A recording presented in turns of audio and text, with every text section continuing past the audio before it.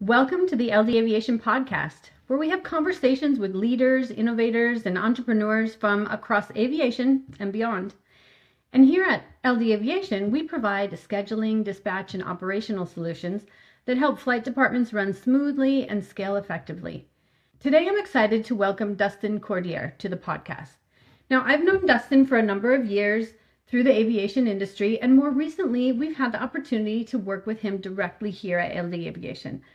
His guidance and coaching has really helped us make significant improvements within our company. He's all the way from the leadership alignment to accountability. He's helped us work on execution and long-term planning. So this is a conversation I've really been looking forward to sharing with our audience for a while now. Dustin is an entrepreneur, business coach, certified EOS implementer, certified exit planning advisor, and the founder of Step Zero Coaching. Throughout his career, he's served as a pilot, sales leader, executive, and business owner, helping organizations grow while developing stronger leaders and healthier teams. And what I appreciate most about Dustin's perspective is that he doesn't just talk about building successful businesses. He focuses on helping entrepreneurs create businesses that provide freedom. They create value and they allow the owners to live more intentionally, which is a huge thing, in my opinion.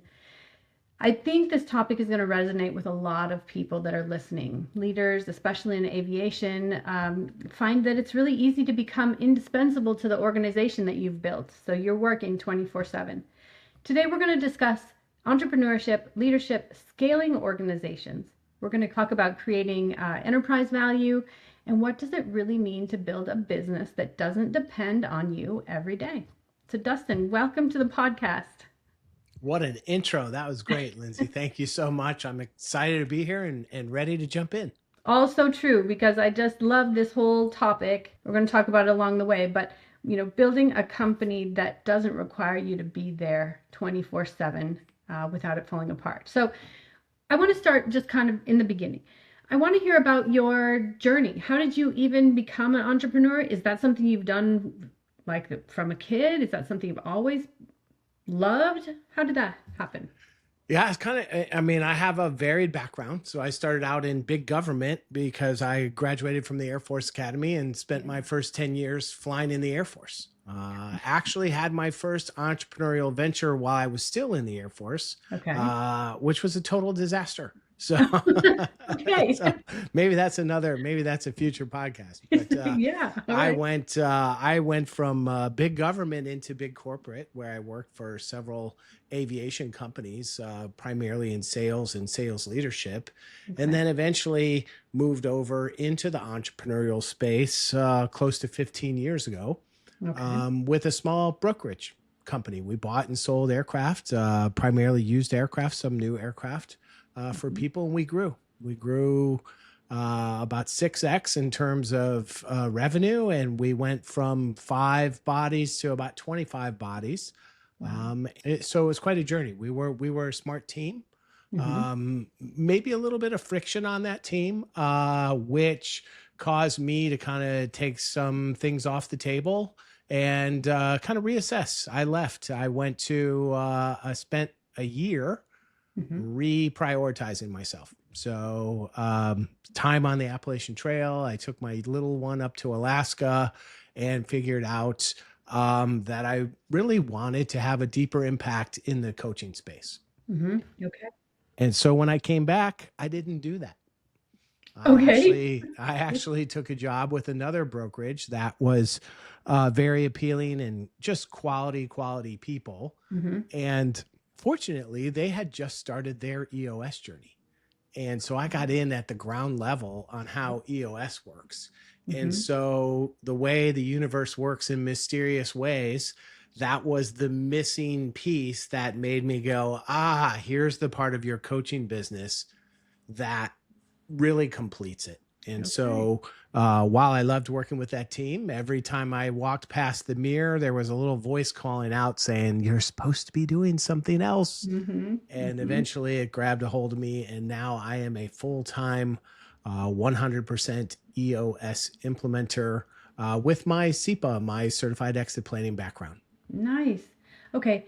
So I have a question about that leap. So first of all, being on the Appalachian Trail, okay, there's many people pronounce it differently. Do you say Appalachian or Appalachian? I'm simple, so I just call it the AT. All right, AT. I got the chance to hike, I don't know, 10 or 12 miles. So just a very short little bit of that when I was living in Georgia. What a cool trail. Yeah, Really cool trail. awesome. So you went out and you came back and you said you didn't go and create your own business. Now, ultimately, it sounds like that was the best thing for you, but do you feel like it was still scary to kind of create and jump, I don't know, For make the leap? sure. Yeah. I mean, I started the business and I had a good basis of sales coaching Mm-hmm. that was happening on. And quite honestly, it was, I mean, if I'm really honest with myself, it was probably fear. Mm-hmm. This opportunity came by in a space that I was very comfortable in. I Yeah. knew it well, the brokerage space, et cetera. I knew how to succeed there. There was going to be coaching available with that. So yeah, I mean, just a little bit of a false start. Life is not a straight line journey, and it, like I said, it ended up being the right thing for the year and a half, 2 years that I was there. Yeah. What a great coincidence then that they were Yeah. starting EOS. Yeah. Yep. Very cool. Looking back, maybe early in your career when you were in the Air Force, maybe the time when you were in the brokerage even, are there any, I'm sure there's a lot. What is the biggest lesson maybe you learned before being an entrepreneur full time? So I would say Mm-hmm. in your early career, and even before somebody figures out they want to be an entrepreneur, some people just figure it out from the start. Yeah. But in their most people's early careers, they're figuring out how to get to the next level, how to Yeah. start climbing the ladder, right? How do I Yeah. get to the position I really want? And I think the biggest thing that I learned is the best place to get where you want to go, Mm-hmm. the best way to get where you want to go is to be great at where you're at. Okay. And Yeah. so, stop focusing on the job that you want to get and just be a master at the job you have. Sure. And I Okay. promise you will get recognized, Yeah. right? When you're a master at your current duties, I mean, it's just so many more opportunities are going to come your way. It really makes sense. Yep. I mean, usually leadership management will see somebody that's just rocking their position and thinking, oh, if they can tackle that, then they can tackle something else. That's great. Now Great. that I have gray hair, I understand that a lot better. It's like, oh man, when there's talent out there, you're going to give them opportunities. Yeah, very true. That's all right. It's everybody. I really admire those young people who are entrepreneurs right in the beginning and they just want to Mhm. go for it. Definitely wasn't me, and but I do admire those people who can do that. What, like everybody says, wisdom comes with the age most of the time, and it's experience too. Mhm. All right, so I want to talk a little bit about how you said you were working with that team. It was a very, great team, but it might have been had a lot of friction with it. And I want to switch over to our next section about working with businesses or owners who might be in that same situation. And what does that look like? Perhaps what did it look like for you? What did it look like? What does it look like for many owners who feel friction or stuck, perhaps? Mhm. A couple of things. So the friction really came from Patrick Lencioni, who is really a master at business consulting. Talks about this concept of businesses need to be both smart and healthy. And so Okay. smart has to do with your strategy, your go-to-market plan, your how to navigate the competition, how to really delight your customers. That's smart. And the Mhm. team that I was on was smart. We Okay. we grew. I think we had a great plan. The second part of that, and he says that businesses spend maybe 5% of the time on, and in my experience, I've seen that be true, Hmm. is healthy. And that's eliminating politics. That's about creating an environment that's open and honest. That's about high trust and high accountability. Hmm. So spending the time to deliberately create this environment that's based on and has a foundation of vulnerability based trust, Mm-hmm. that's critically important for a long-term success of an organization. Mm-hmm. Mm-hmm. So that has to do with the friction part of it, adding the healthy piece in there on top of the smart part. And where people get stuck, I mean, they get stuck in a lot of places as an entrepreneur, right? I mean, you have 136 balls in the air all at once. Yep. And it's so easy to take on too many priorities. Like most entrepreneurs are extremely high achievers. Mm-hmm. And what's one more thing? I could take that on. Yeah. And we get misaligned on the people. Sometimes we're running so fast that anybody will do. Like, I just need to put a body in there. And if that person does not align with our culture, does not align with our values, they can do a lot of damage. Yeah. And it's hard to get unstuck while that's going on, because it's like, wow, I've got to replace people, but there's no pause button for the business, right? Like, it's just like, you're repairing an aircraft while it's in flight, essentially. Yeah. So lack of structure is another way that people get stuck. I mean, it is, the entrepreneur typically started the business on their own. They were great at what they did. They had some charisma, or at least the ability to sell, to get those initial accounts on board. And then they get busy. They get more money coming in, or more business coming in, than they can handle. So they start to hire people, but they don't have processes in place. And so it's like, it's very common to have a business where it's just completely centered around the entrepreneur, and everyone else are glorified assistants. And it's like, hey, just do what I tell you. Yeah. So, and that lack of structure just causes bottlenecks, causes the business to feel stuck, to the point where you feel like, as an entrepreneur, that you're never in the fire prevention phase. You're firefighting the whole time.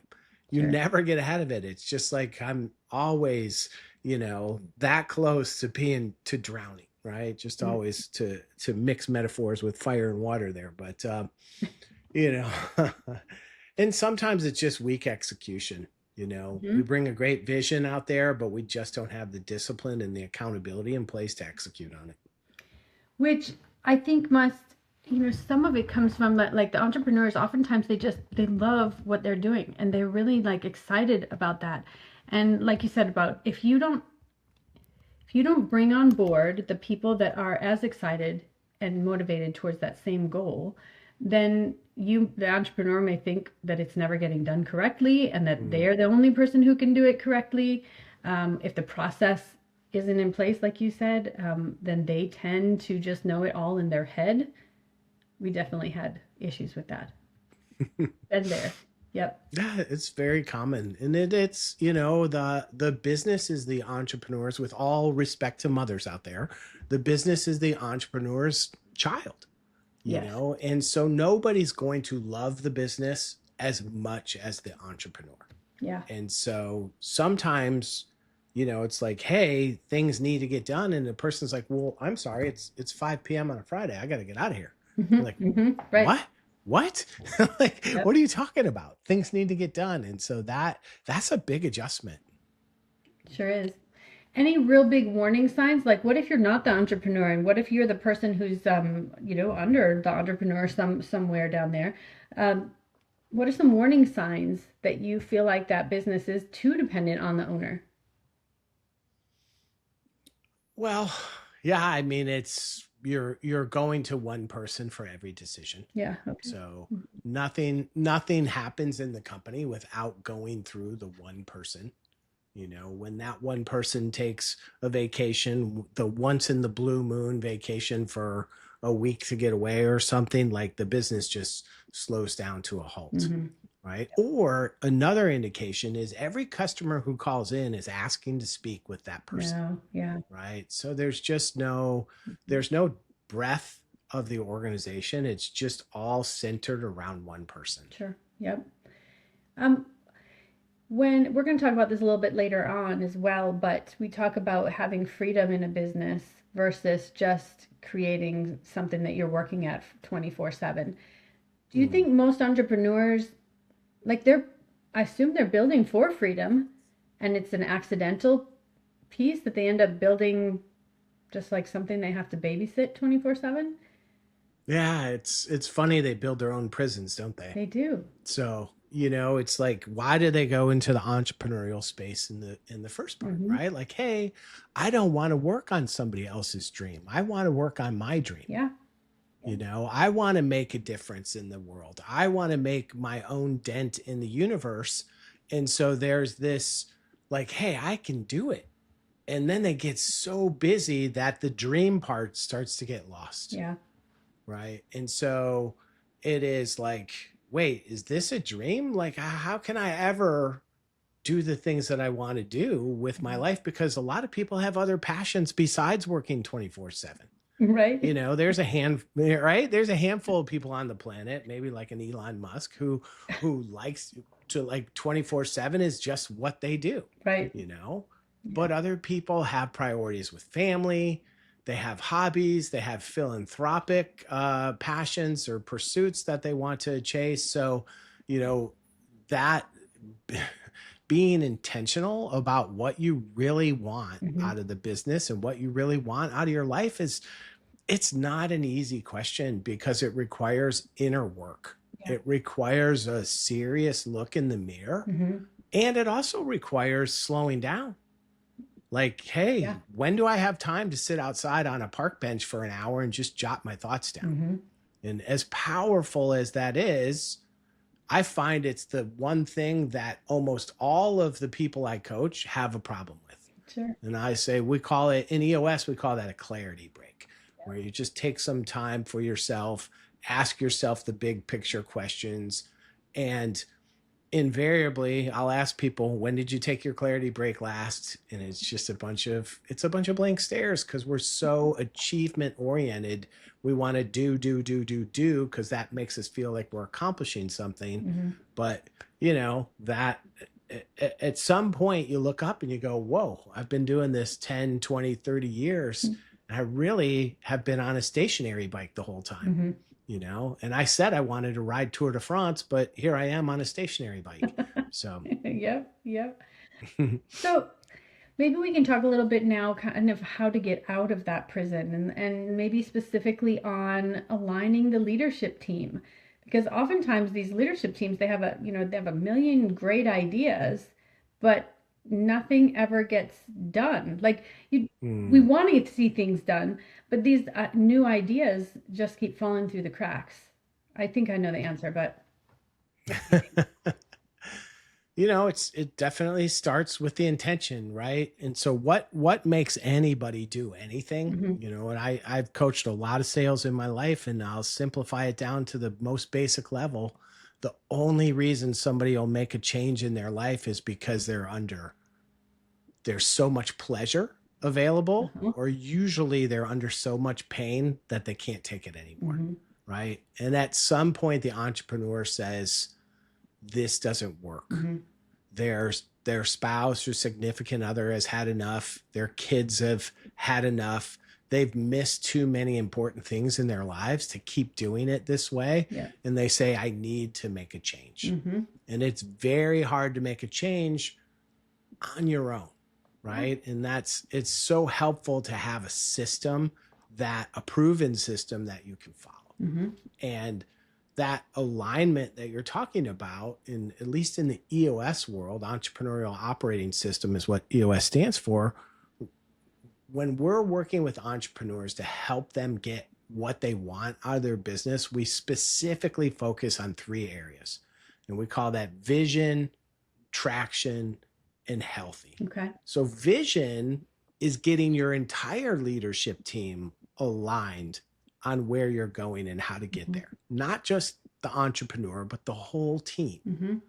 Is this where we want to go, and how do we intend to get there? And the next part of that, and this is where most businesses fail, is the traction component. That's about the discipline and accountability to actually bring that vision to reality, because we want to make our leadership teams masters of execution. And we want to do that. And the final thing is we want to do it healthy. And we say we want a healthy, cohesive, functional team that enjoys working together. Because many times people that are on leadership teams are strong type A personalities.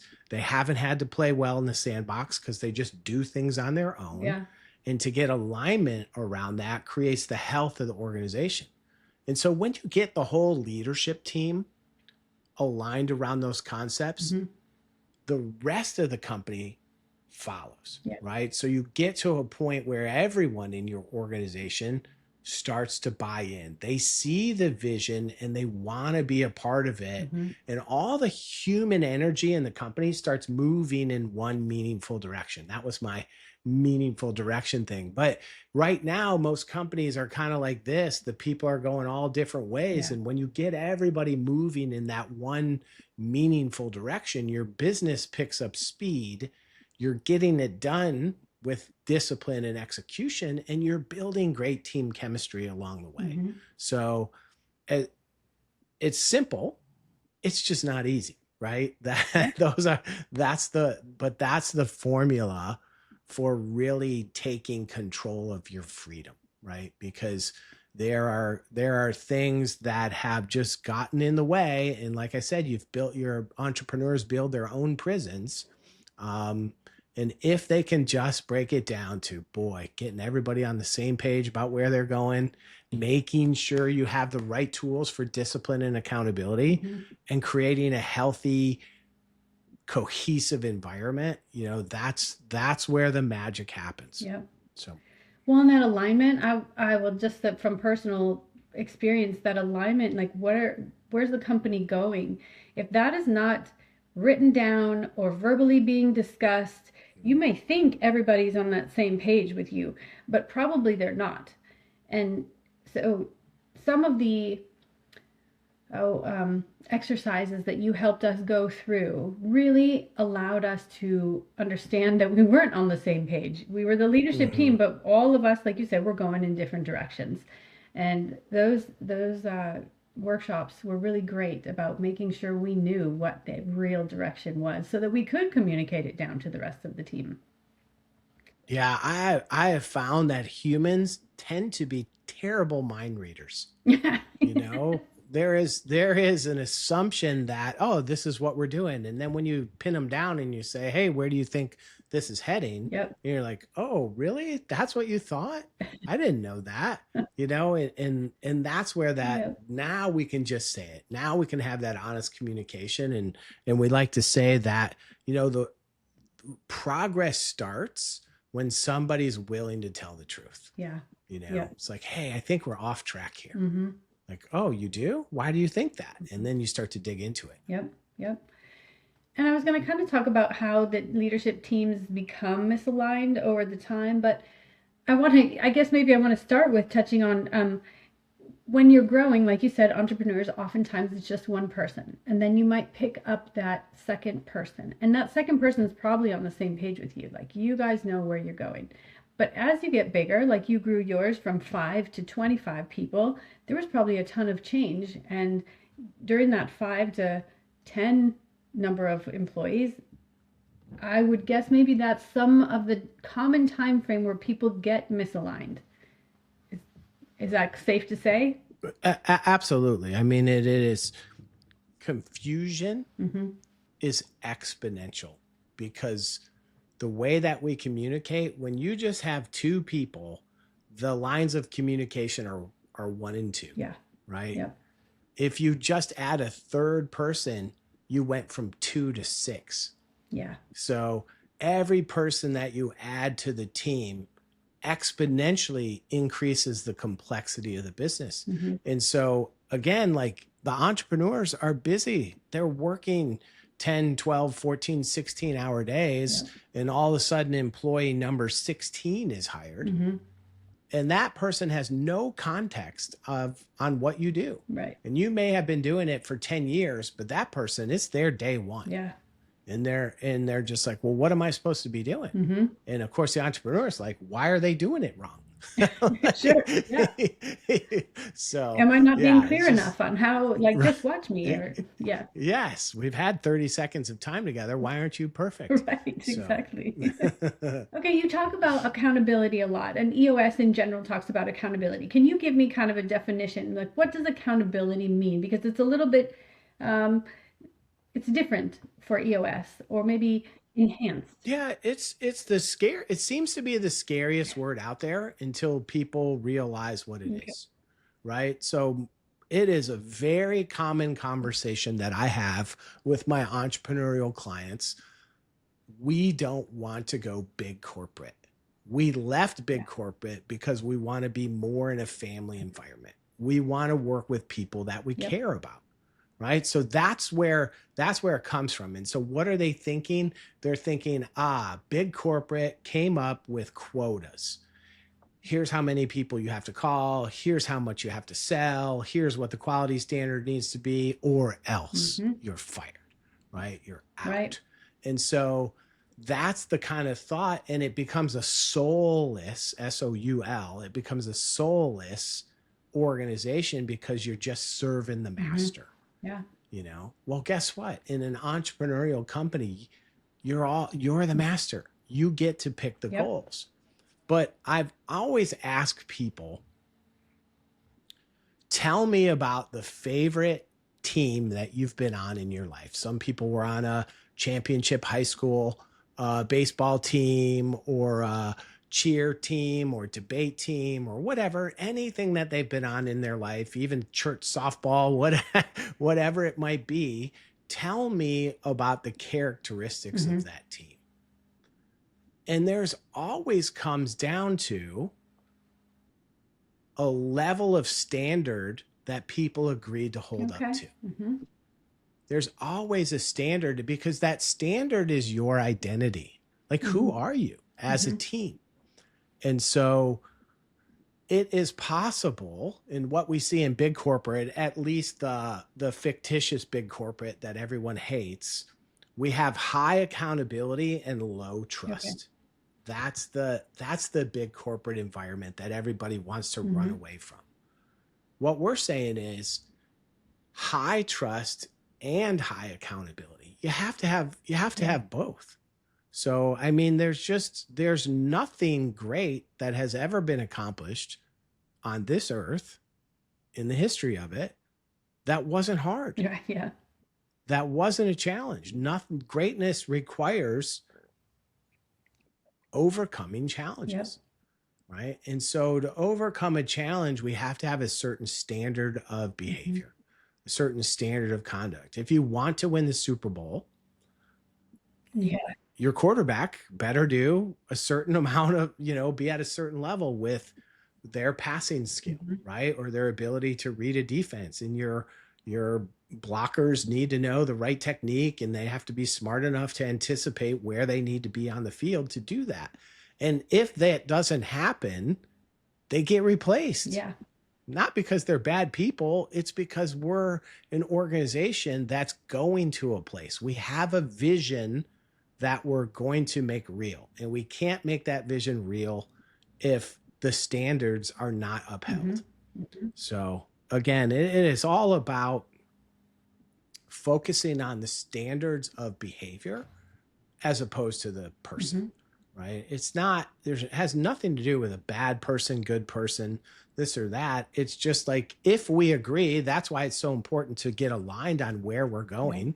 And that's what happens in big corporate. There's no alignment. It just comes down from the puzzle palace and says, you're going to do this. And you're like, how are we going to do that? Right.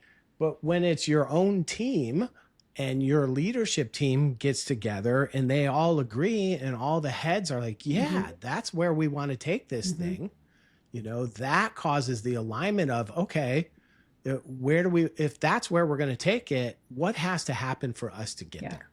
Right. And so when I talked about the traction part, and that's where businesses fail, is when anyone sets a goal, right? Whether it's to lose 20 pounds or to be able to, whatever, my kid set a goal for how many pogo stick things he wanted to do in a row, right? Like, whatever the goal is, there's going to be a process for how you achieve the goal. There's going to be the practice sessions or the skill building or the whatever.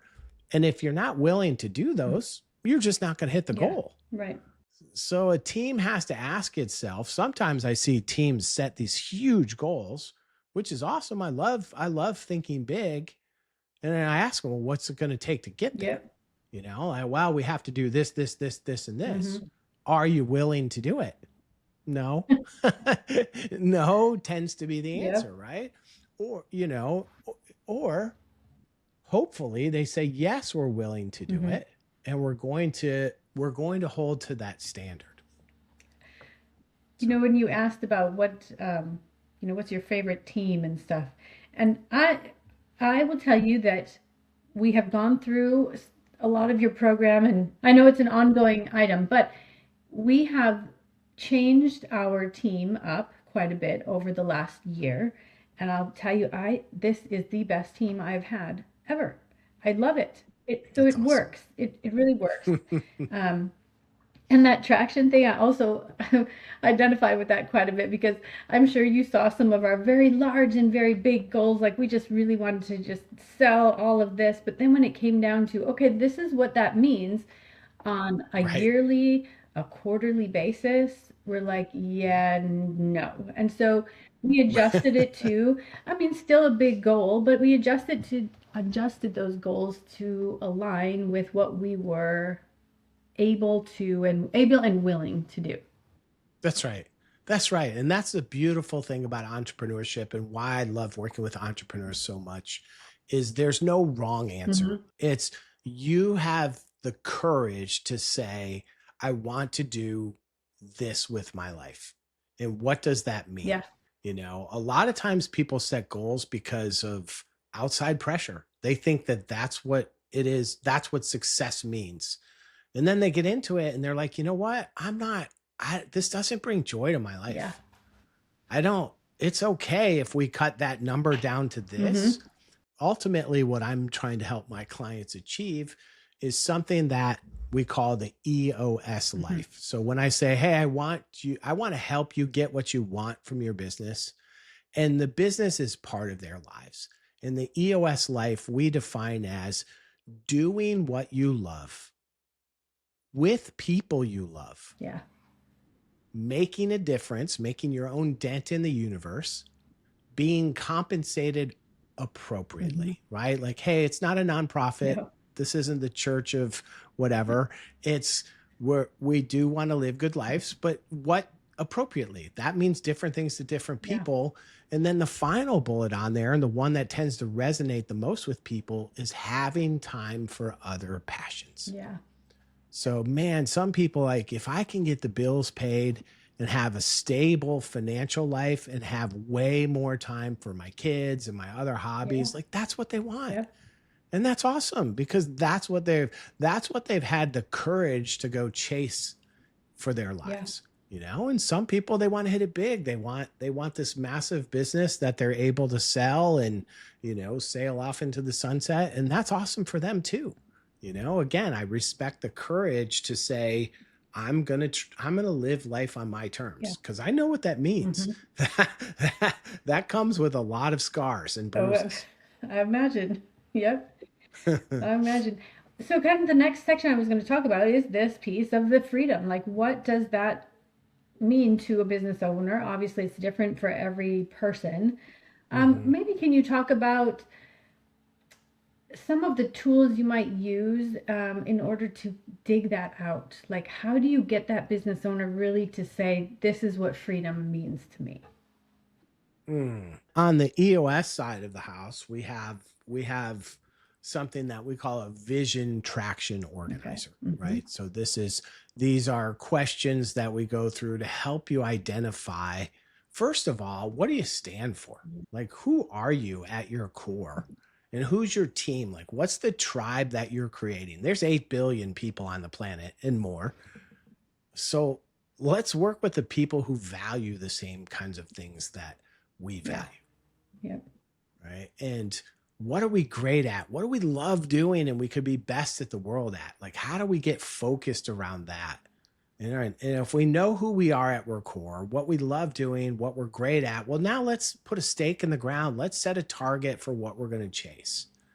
And then let's figure out what it's going to take to get to that target. So that's part of the freedom. That's on the business side. On my SEPA side, on my exit planning side, there's a whole curriculum around the personal side of the business. Like the numbers are staggering for how many owners are regret selling their business. Really? Regret it. Interesting. Yes. 75%, 3 out of 4 regret it. One of the reasons that is true is because their identity and the business became so intertwined that they don't know who they are once the business is gone. Okay. Mm-hmm. It is they were just synonymous, right? And so it is a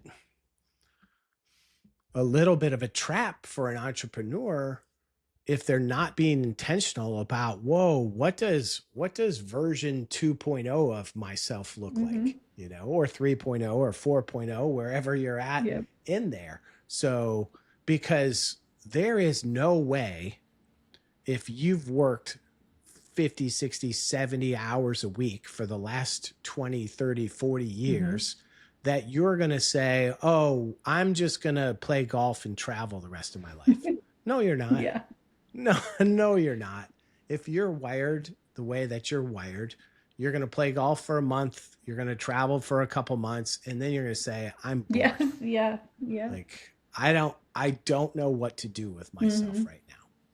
So just being intentional, like that's all the business is. It's if you were looking at business from the artist's point of view, it's your painting. It's your masterpiece. It's your sculpture. It's what you're bringing to life in that phase of your life. That's not a permanent phase. I mean, Picasso didn't paint one painting, right? So it's like, as an artist, you're like, hey, this is the expression of myself through this vehicle, through this business.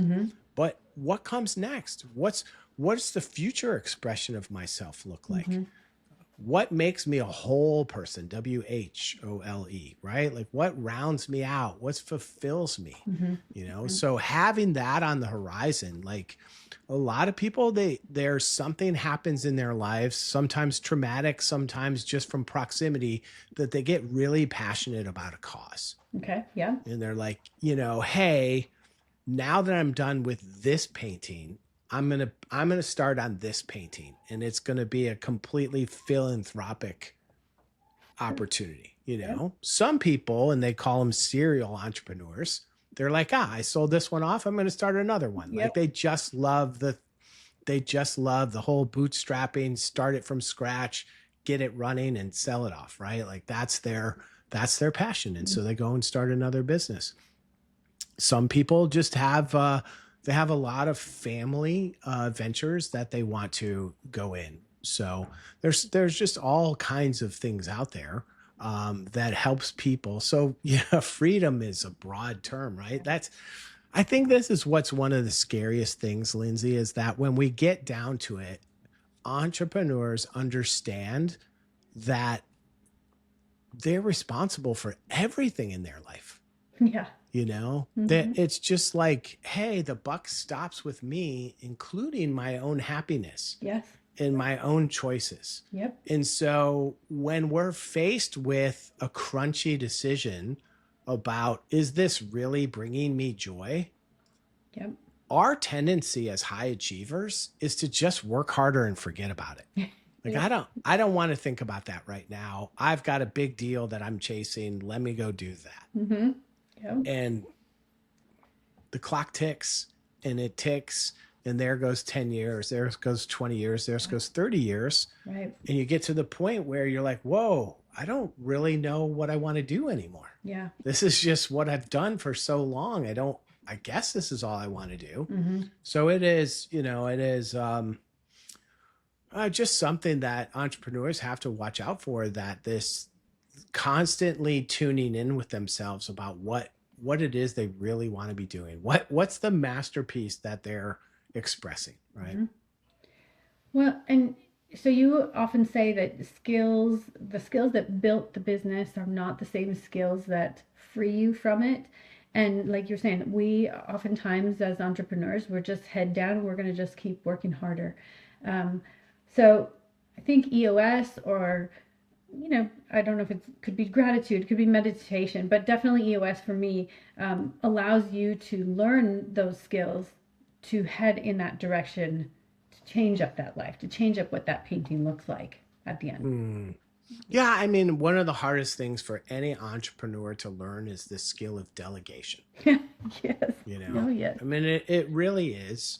And if you're the bottleneck of everything, you're never going to have freedom, right? And so how does an entrepreneur, and I love to use the analogy of a triple scoop ice cream cone, like you don't give a triple scoop ice cream cone to a toddler. No. Because you know who's cleaning it up. You are. Yep. Right? Not the toddler. Mm-hmm. Right? So like, hey, I need this in my business. I'm going to hand it over to Jimmy.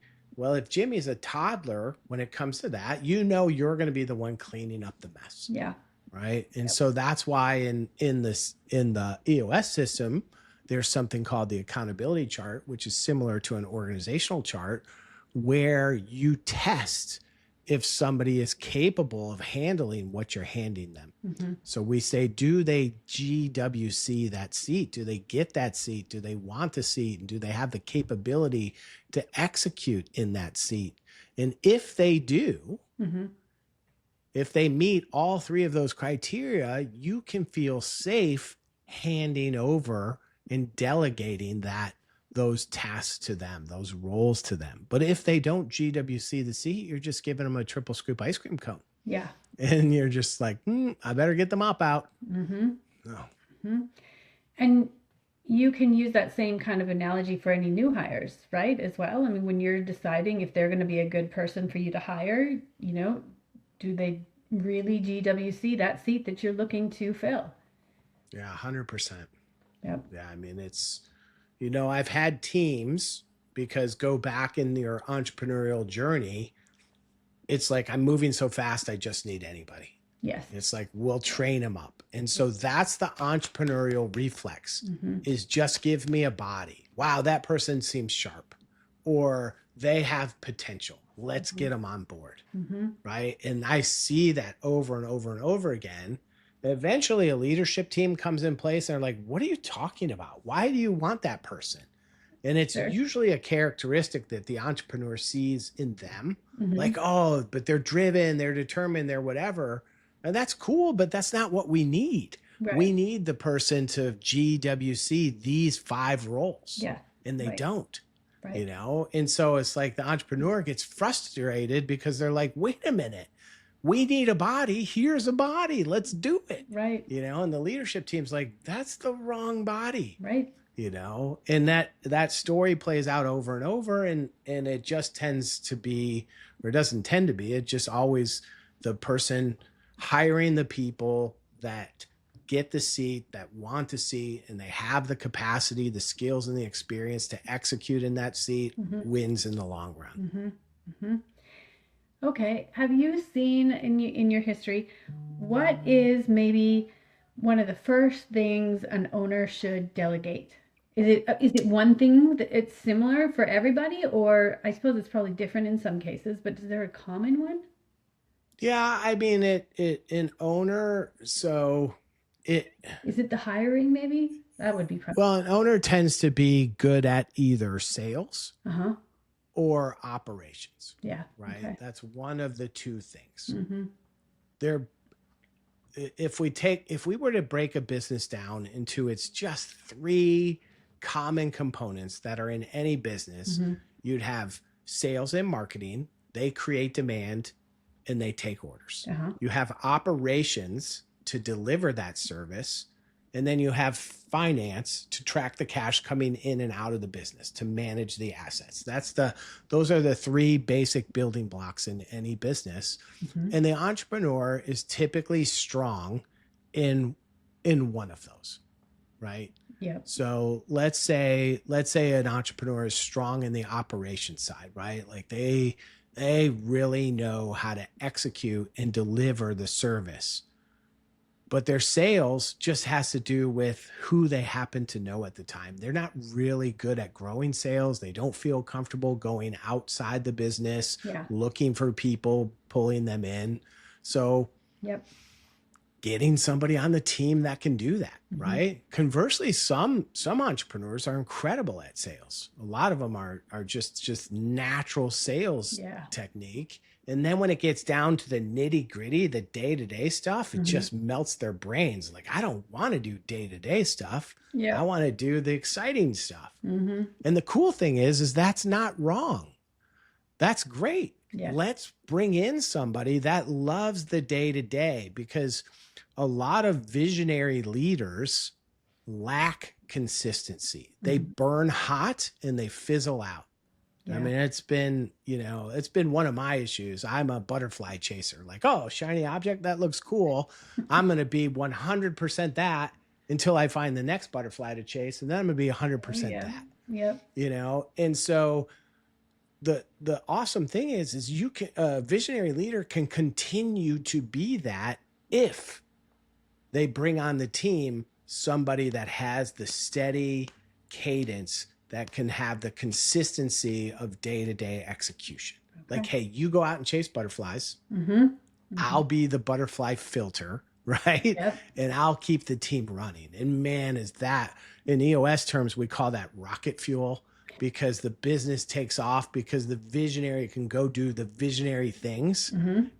And you've got somebody that's keeping the cadence of the business going. And that's an awesome thing. I love it. So maybe let's switch over to your other certification, which is helping people get ready to sell their business, if that's what they decide. What makes a company attractive to a buyer or an investor? Yeah, so couple of things here. First of all, the SEPA, the Certified Exit Planning Advisor, is really about optionality. If you don't plan, you tend to have one option, right? Some people want to sell, some people want to turn it over to their employees, some people want to stay in the business and just have it not work as hard, so there's all different options that you can have. And that's my big thing, is like, I want to educate you on all of the options that you have. So the one that really resonates with you, you can help your business. You can tune your business towards maximizing that option. Right. Most people don't think about it until, a year or two before they want to go to phase 2 of their lives or phase 3. And then they don't have any options. It's like, well, no. So when we're talking about options, even if you don't want to sell, you always win by increasing the enterprise value of your company. So enterprise value is more than just the income of your company. It really consists of 2 components. So you have your income component. Many people break that down to EBITDA. And then typically there's a multiple on that EBITDA. So a company may trade at 3 times EBITDA or 5 times EBITDA or 20 times EBITDA. So where does that multiple come from? That multiple comes from something that in the Exit Planning Institute, EPI, calls the 4 C's, the 4 capitals. And so it's your human capital.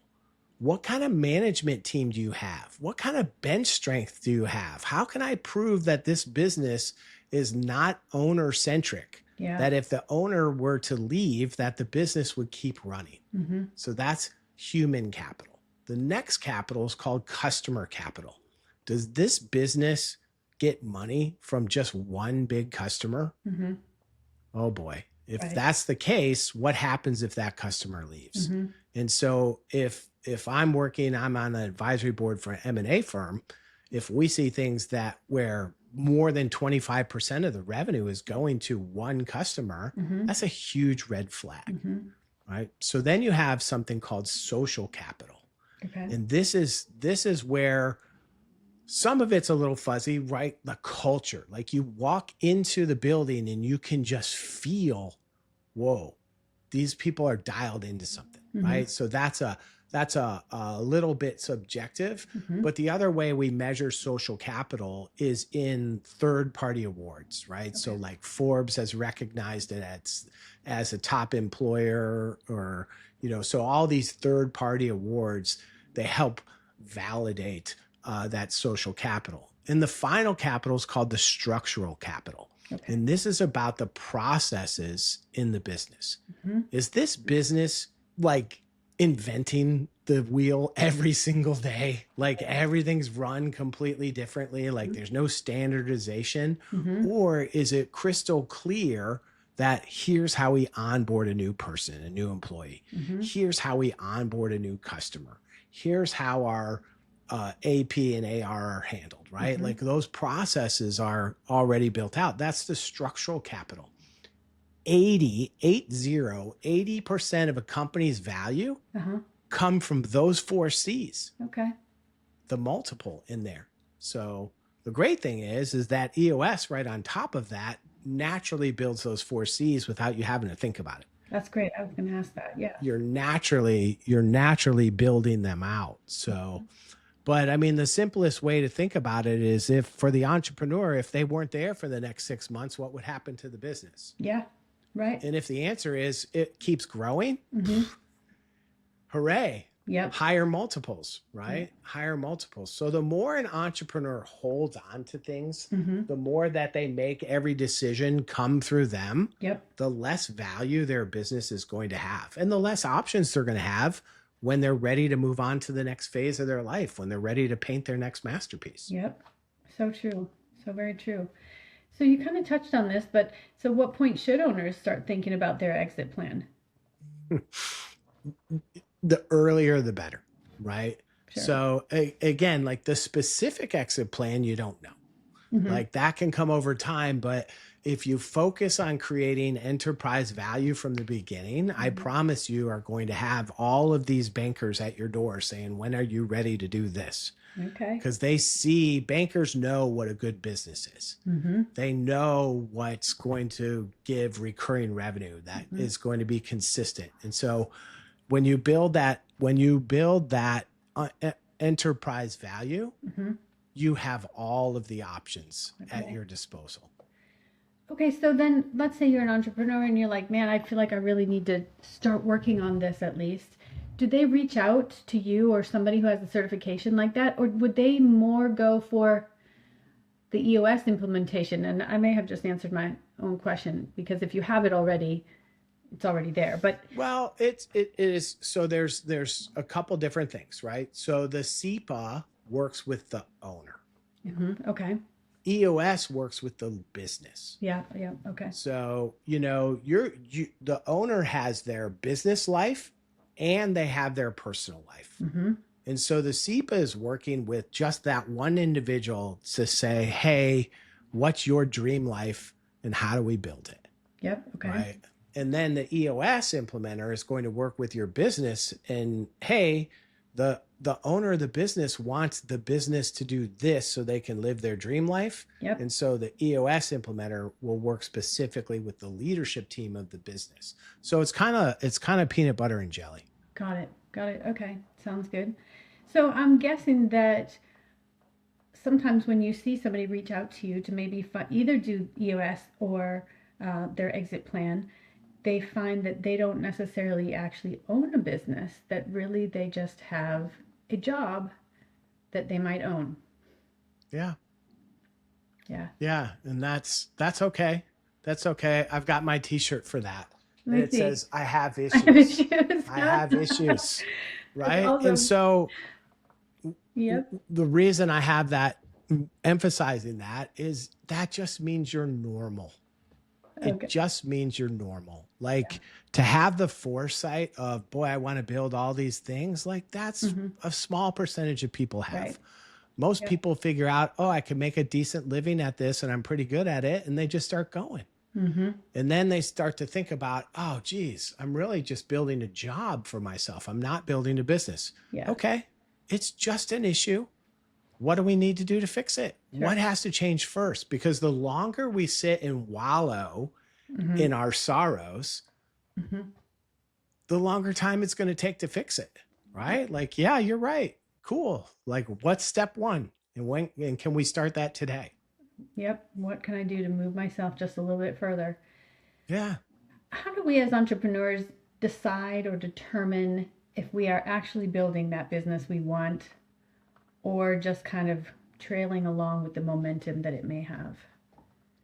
I mean, there's a lot of drift that happens in life, right? Like nobody, me especially, I don't intend to gain 10 pounds, and guess what? There it happened, right? So Yeah. so what gets measured gets done.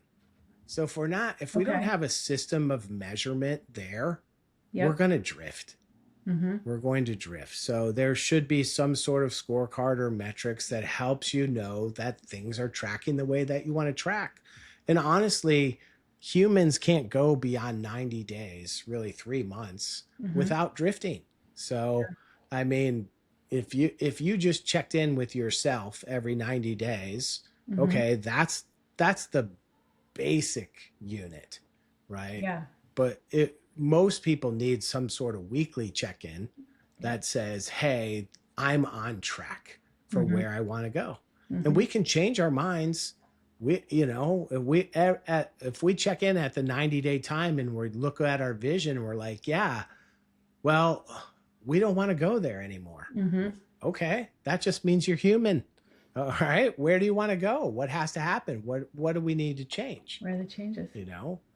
Yep. And then they just become issues, Yep. right? So how do we, if we're no longer going where we want to go, what do we need to do to make that turn? Mm-hmm. Mm-hmm. Oh, I love it. Any leadership habit that you think has had the biggest impact on your success? Leadership habit that's had the biggest habit on my success. It's, I would say, the power of focus. Okay. I said I'm a butterfly chaser, Yeah. and it is just I don't remember who said this quote, so I attribute it to whoever said it. It's not from me, but the quote is along the lines of that most businesses die from indigestion, Okay. not starvation. Mm-hmm. And so what does that mean? It's starvation means that you just don't have any business, Mm-hmm. right? Indigestion means you ate too much. You took on too many things. Yep. You can't take on 23 things. You can take on 3 to 7 things. Mm-hmm. When you try and there's another saying that says when everything is important, nothing is important. Sure. Yeah. And so there is no magic solution that says, hey, in the next 6 months, I'm going to get my business from here to here and everything is going to be rainbows and unicorns. Yeah. Business is boring. Mm-hmm. It means, and what does that mean? Business is boring. It means it just takes consistent performance over time. Yep. And that's the same for anything in life. You want to be the best golfer in the world, the best quarterback in the world. Yep. You've got to do the boring stuff. Mm-hmm. You've got to do your drills every single day. Yep. And so we help make that happen in EOS by bringing in a person who loves to be consistent, because oftentimes the visionary doesn't. Yep. They want to do other things. Yes. But it takes that day-to-day consistency to build over time. And we can, being great, being elite at something is extremely hard at anything. Like if you want to be the best in the world at anything, let alone 2, 3, 4, 5 things that businesses try to do. Sure. Right. So just the power of focusing our resources on our real priorities that are going to move the needle. That's probably the greatest lesson. And it's one that I just have to keep learning all the time because it's anti my natural behaviors. That's very cool. I love it. I mean, I love the butterfly analogy as well. And again, focus. A lot of entrepreneurs are that way. They love all those new things. I know I certainly do. I love the new ideas. Yep. Okay, I have a couple of maybe little faster questions, quick questions. Okay. What's one book you think an entrepreneur should read? You know what I'm going to say? Traction by Gino Wickman. Yep. Great book too. Yep. Common piece of business advice that you disagree with. Hard work equals success. Oh yeah. Yep. Love that one. Yep. Man, you can work yourself right into the ground. Mm-hmm. Very true. Sales lesson that entrepreneurs need to learn sooner. You need two things to be successful in sales. You have to have a system, Mm-hmm. and you have to have the right talent. Okay. Yeah. Oftentimes, an entrepreneur has one and not the other. Mm-hmm. And oftentimes, an entrepreneur will hire the talent, but there's no system in place. Yep. And 6 months later, that person spent a boatload of money and you have no new sales. Mm-hmm. Okay. And it's not their fault because they didn't know what to do. They didn't know how the flywheel turns. Yep. We've got to be able to define the flywheel for them. Yep. If you could give one piece of advice to a business owner feeling stuck, what would it be? Call me. All right. I love it. All right. Great. And for those listening, if you want to call Dustin, I'll make sure I put those phone numbers and contact information down in the details section. Yeah, that's awesome. I think, but when you're stuck, I would just say you're normal. Realize that you're normal and you can do something about it. You need a system. Reinventing the wheel by yourself is so hard. There's Tony Robbins says success leaves clues. Yeah. And all successful businesses are following systems. Sure. Yep. Yeah, I enjoy his work as well. All right, one last question for you. Looking back on your own journey, what was the difference between the day you were an entrepreneur and the day you became a true business owner? What was the difference? Yeah. Maybe even the feeling it could be. Yeah, it's really internal. Mm-hmm. Internal. It's just the attitude of I'm not a one-man band, Mm-hmm. right? It's just the attitude of, and it's really amazing. It's like, it's this amazing feeling of it's your vision, but it's going out through all of these channels. Yeah. So, instead of just like, it's me, it's on me, I've got to get it done, I've got to work harder. It's like, I've got to be a better leader and I've got to let this vision come to reality through the channels that I have available to me. The people that have said, hey, this is our vision too. Mm-hmm. Mm-hmm. I love it. Very cool. Dustin, thank you so much for spending time today. I know you're super busy and I really appreciate, everything that you said and your time for sure. It's my pleasure, Lindsay. I hope it's helpful to your audience, and it's always great to spend time with you. No, definitely. So for those listening, I'm sure you have lots of takeaways from this conversation as well, but I think one of my biggest ones and something that I've learned as well throughout the time I've been working with Dustin is that there's really big difference between owning a business and owning a job.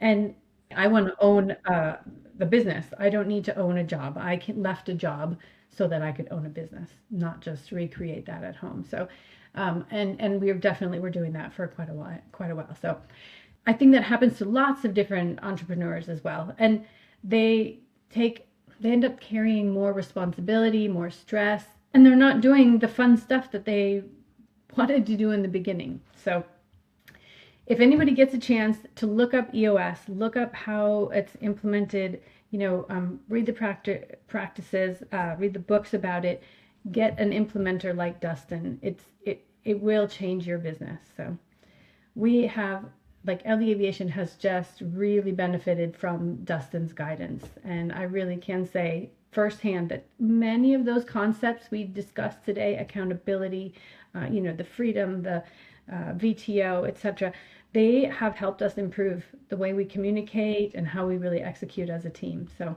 like I said before, if you want to reach out to Dustin, connect with him, learn about Step Zero coaching, I will put the links, etc., on the bottom in the show notes there so you can find him. And again, thank you for listening to the LD Aviation podcast. If you've enjoyed today's episode, please subscribe, leave a review, share it with a colleague, a business owner, or a leader that really could benefit from this conversation. So until next time, fly safe, lead well, and remember that the goal isn't simply to build a successful business, It's to build a business that supports the life you want. We'll see you on the next episode.